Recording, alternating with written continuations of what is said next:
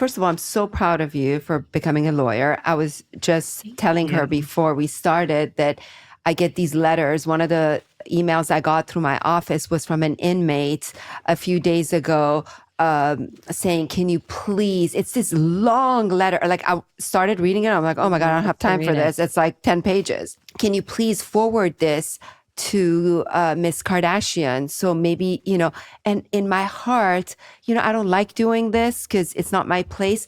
But in my heart, I told myself that day, what if this is an innocent person behind bars and I'm his only hope to connect the two dots? You must get lots of letters. So what are you going to do when you're done? Read them. Because obviously you're getting bombarded with these letters. If I'm getting it, I don't even know how many you're getting every day.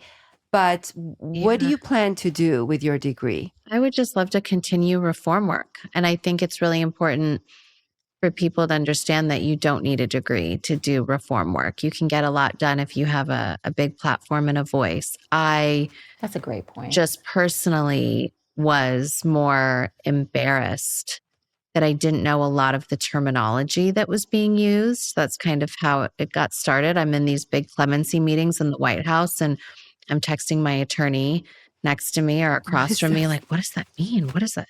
What's this abbreviation? And what's this? And I didn't know a lot of the stuff that they were talking about. I feel like there's a whole lawyer language within itself that. And did that spark in you because your dad was a lawyer? Yeah. And you just kind of grew up watching him and then that. Because I was always interested in his stuff. I was always like snooping through his like crime scene books. And like I was always going through his cases and looking at stuff. And I was definitely inspired and motivated by him, but more just like, I thought I could do more if I knew more.